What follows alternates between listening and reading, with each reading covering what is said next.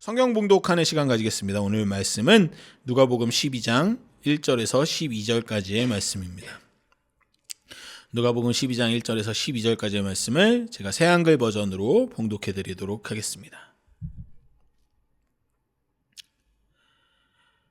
수많은 무리가 모여들어서 서로에게 밟힐 정도가 되었다. 그때 예수님이 먼저 자기 제자들한테 말씀하시기 시작하셨다. 바리새파 사람의 누룩에 경계심을 가지세요. 겉다르고 속다른 것을요.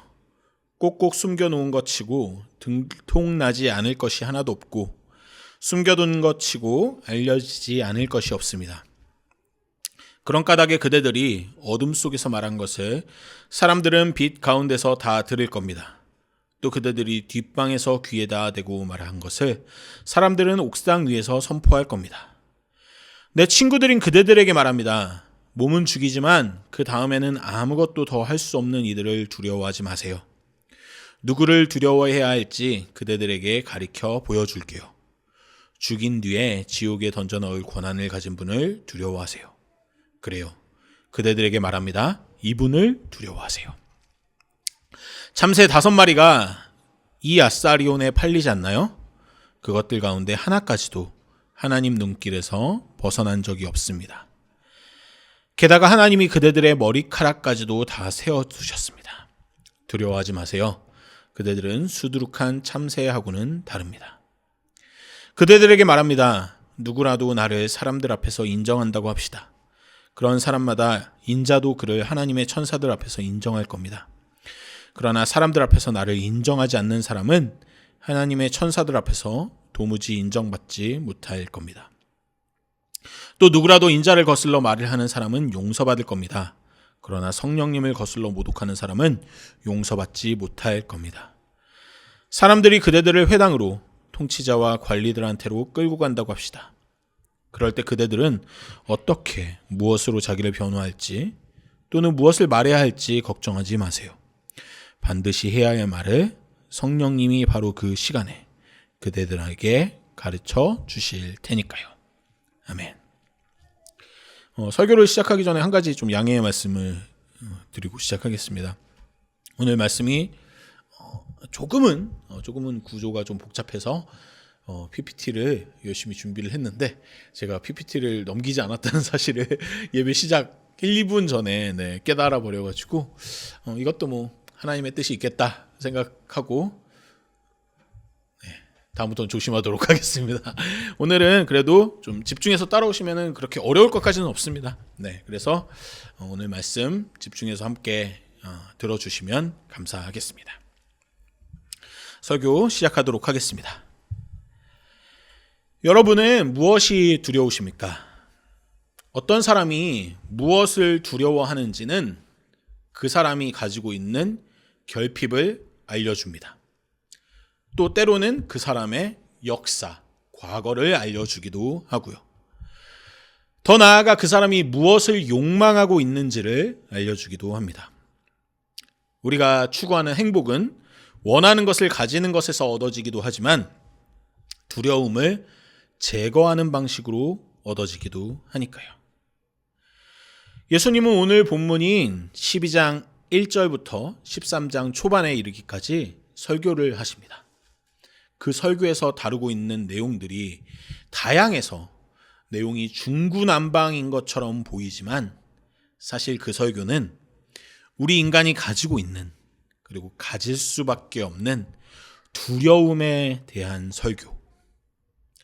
더 정확하게 이야기하면 그 두려움을 어떻게 이겨낼 수 있는지에 대한 설교입니다.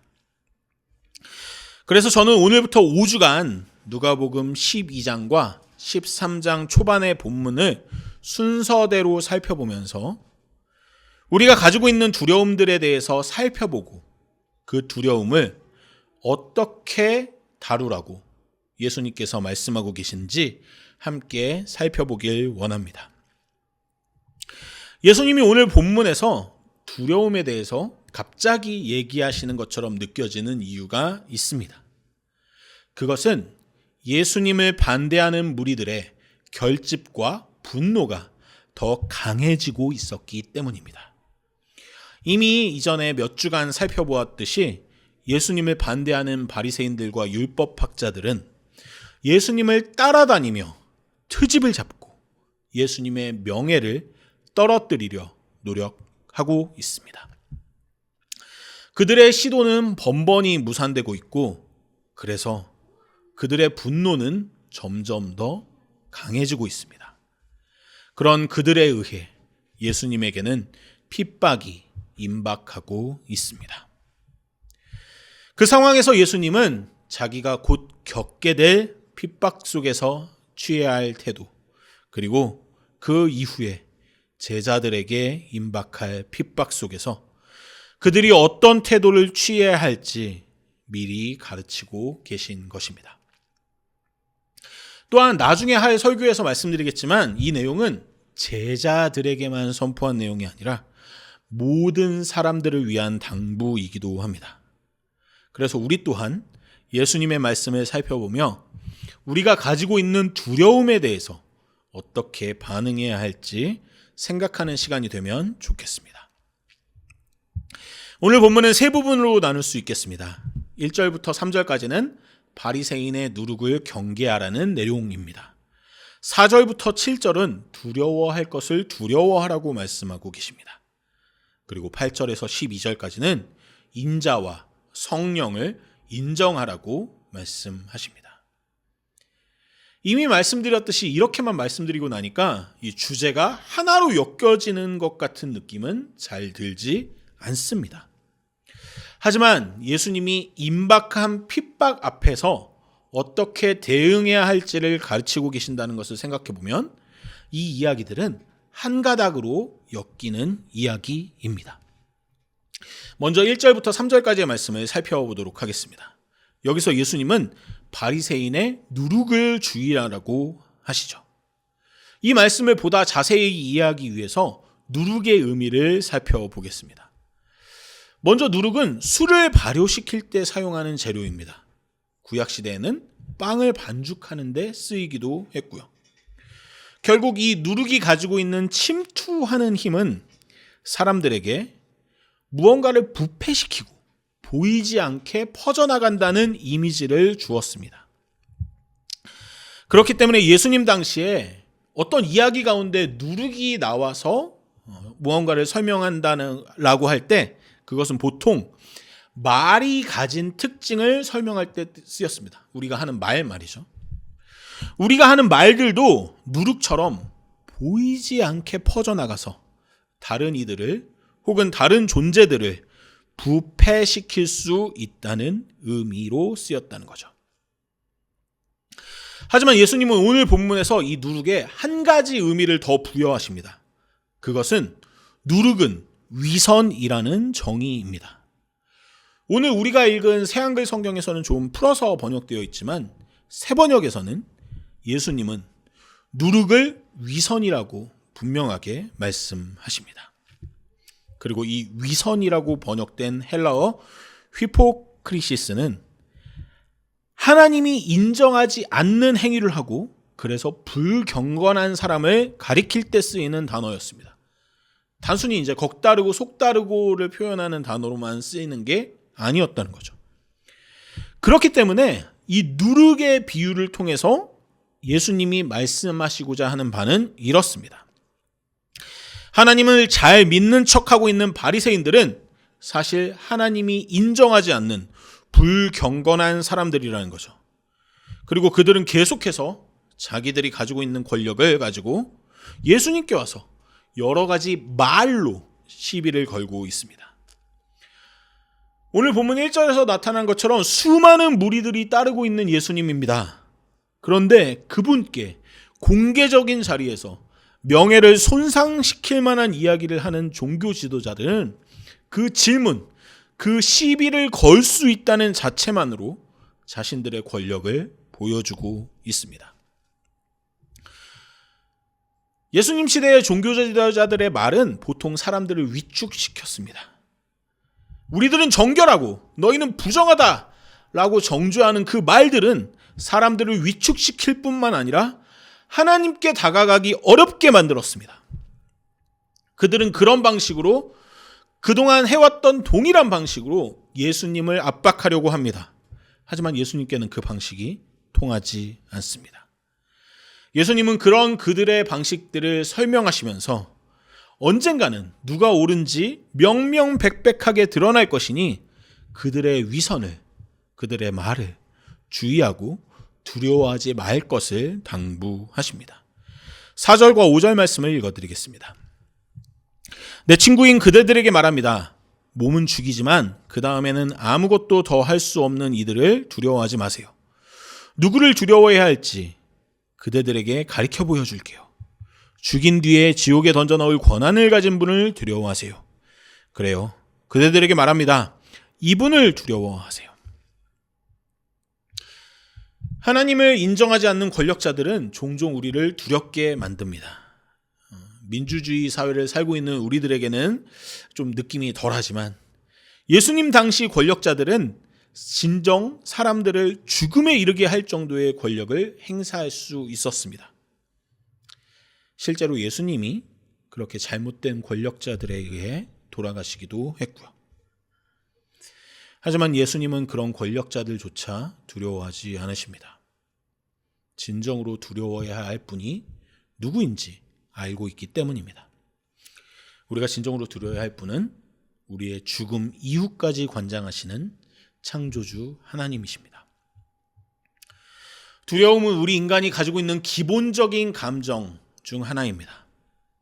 아무런 두려움 없이 살아갈 수 있는 사람은 아무도 없습니다.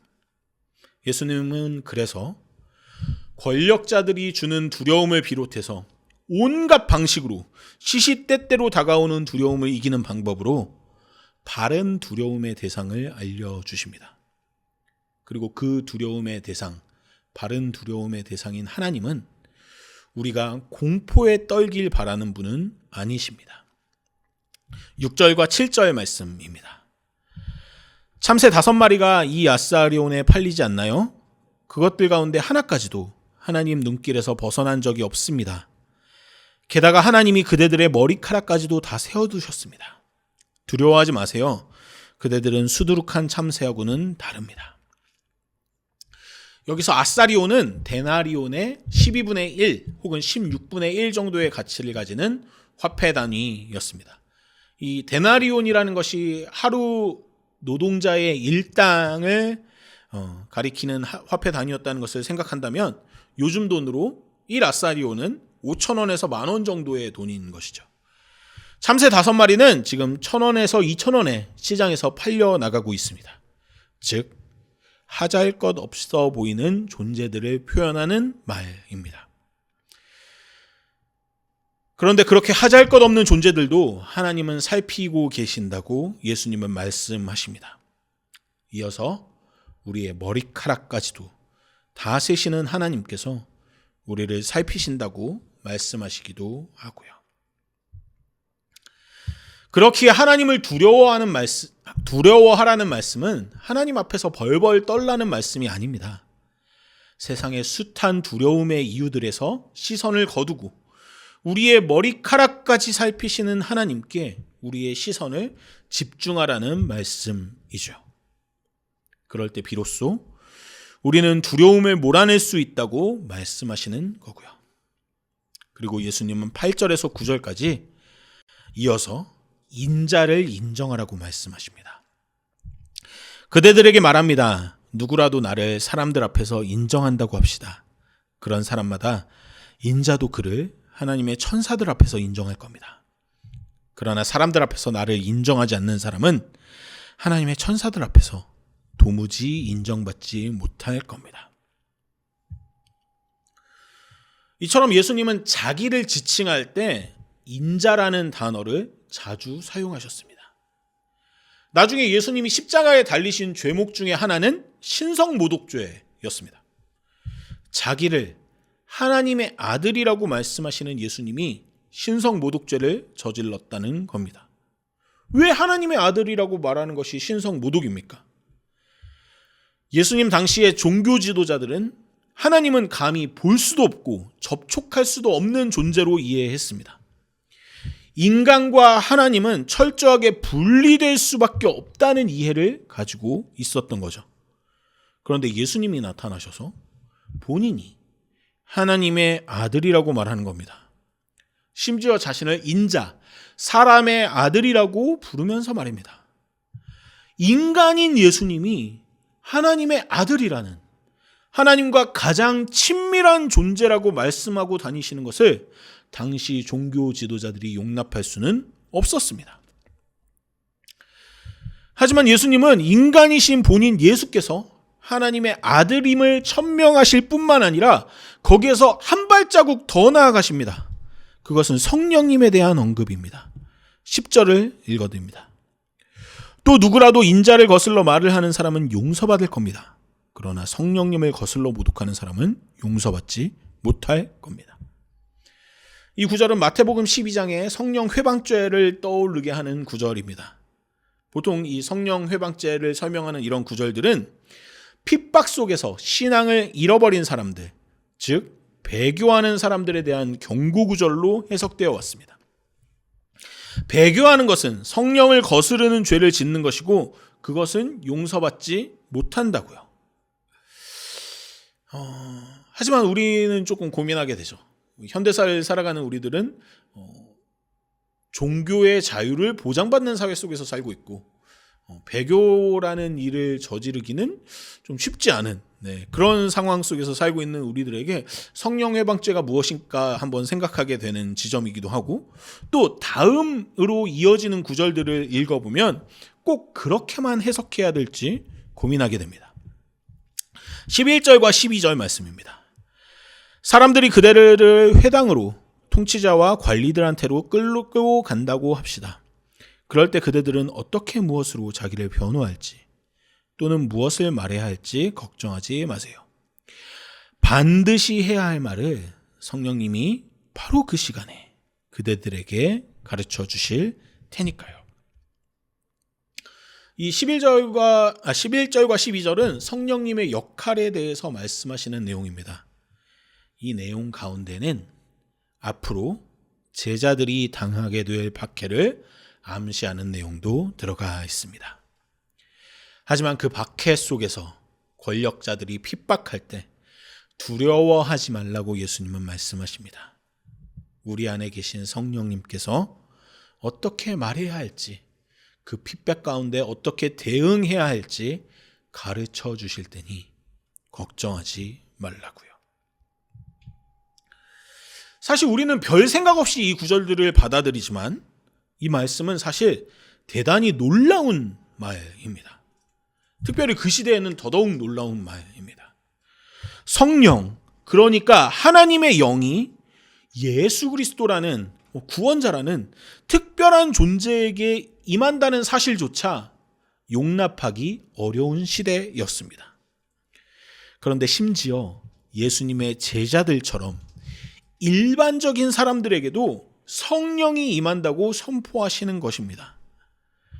이것은 인간과 접촉하거나 직접적으로 소통할 수 없는 하나님에 대한 이해를 가지고 있는 사람들에게는 완전히 새로운 패러다임이 제시된 것이죠.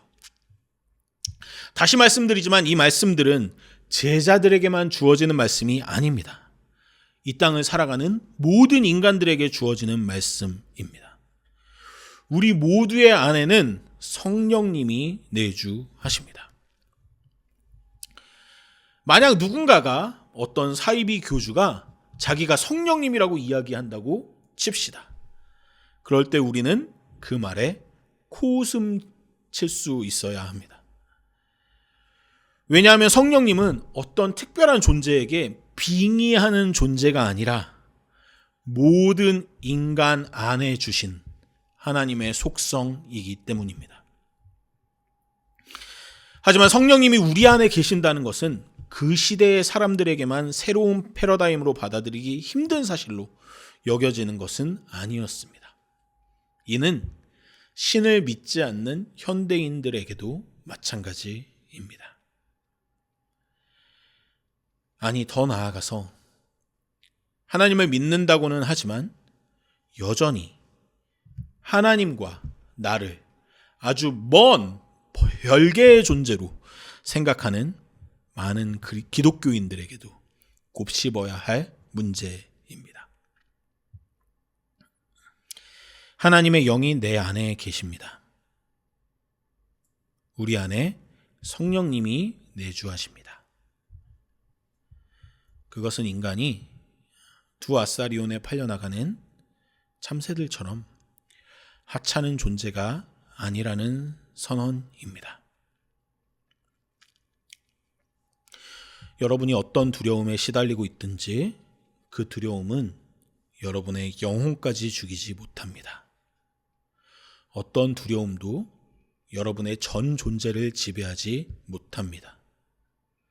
여러분 안에 성령님께서 계시니까요. 수많은 두려움이 우리를 조종하고 지배하려고 달려들 때 우리가 선택할 수 있는 방법을 예수님께서는 오늘 말씀해주고 계십니다.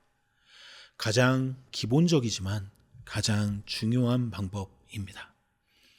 그것은 나와 너의 안에 있는, 그리고 우리 안에 있는 하나님께 집중하는 것입니다. 예수님은 우리에게 말씀하십니다. 핍박과 고난이 없을 거라고 말씀하지 않으십니다.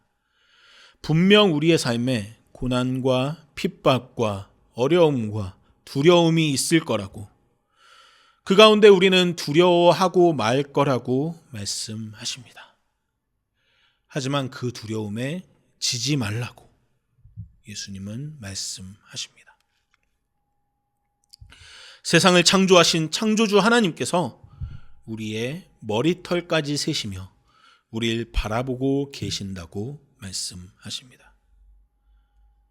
그러니까 포기하지 말고 우리의 구원자이자 완벽한 모델인 예수 그리스도를 인정하고 따라가라고 말씀하시죠. 그렇게 우리의 목표 되신 예수님을 따라갈 때 우리 안에 계신 성령님께서 도우신다는 사실을 기억하라고 말씀하시고요. 오늘 본문에서 창조주 하나님과 인자 예수님과 그리고 성령님이 모두 등장합니다. 사람들은 삼위일체 하나님을 여러 가지 방식으로 설명하곤 합니다. 셋이 어떻게 하나가 될 수 있는가? 하나가 어떻게 셋인가? 무엇이 먼저인가? 무엇이 우선하는가? 이런 이야기들은 이제는 제게 어떤 감흥을 불러일으키지 못하는 것 같습니다. 하지만 삼위일체 하나님을 묵상할 때 제가 분명히 믿고 느끼는 것들은 있습니다. 이 세 분 하나님의 존재와 역할을 기억하고 믿는다는 사실만으로도 우리의 두려움이 변할 수 있다는 사실입니다. 우리 안에 두려움이 가득할 때, 두려움으로 우리의 몸이 지배당하는 것 같을 때 우리는 종종 창조주 하나님이 우리를 지켜주신다는 사실을 잊어버립니다. 두려움에 허우적될 때 우리는 우리의 목표인 예수님을 잊어버립니다. 두려움으로 인해 나 자신조차 믿지 못할 때 우리는 우리 안에 성령님이 내주하신다는 사실을 까맣게 잊어버리곤 합니다. 하나님을 믿는다는 것은 창조주 하나님이 나를 사랑하고 지키신다는 사실을 믿는 것입니다. 그런 하나님이 핍박 속에서, 고난 속에서, 폭풍우 속에서 예수 그리스도를 통해서 우리가 걸어가야 할 길, 즉 하나님의 정신을 보여주셨다고 믿고 따라가는 것입니다. 그런 하나님이 우리 안에 성령님으로 깃들어 계셔서 시시때때로, 특히나 고난 중에, 핍박 중에 우리를 도우시고 가르쳐 주신다는 사실을 믿는 것입니다. 저는 삼위의 하나님을 그렇게 믿습니다. 그런 하나님을 믿고 기억할 때 우리를 둘러싼 모든 상황들이 하나님의 돌봄 가운데 있음을 인정하게 됩니다. 앞이 보이지 않는 상황 가운데서도 구원자 예수 그리스도라면 어떻게 하셨을지를 생각하며 그 예수라는 목표를 향해 뚜벅뚜벅 걸어갈 수 있습니다. 내 안에 성령님이 계시기에 내가 가능성의 존재라는 것을 알기에 절망에 무릎 꿇지 않을 수 있습니다. 오늘 예수님은 우리가 두려움에 맞서기 위한 가장 기본적인 사실을 알려주십니다. 그것은 바로 삼위의 하나님, 창조주 하나님, 구원자 예수님, 그리고 우리 안에 내주하시는 성령님을 기억하는 것입니다. 그분들이 어떻게 나를 살피시고 도우시는지 기억하는 것입니다. 저는 저와 우리 함께 웃음교회 모든 성도들이 그런 삼위의 하나님을 기억하고 믿는 삶을 살아가면 좋겠습니다. 그렇기에 어떤 두려움도 나를 온전히 죽이지 못하고 온전히 지배하지 못한다는 사실을 고백하며 나아갈 수 있었으면 좋겠습니다. 그렇게 하나님을 믿고 따라갈 때 우리를 둘러싼 두려움들이 힘을 잃을 것입니다. 하나님께서 여러분과 함께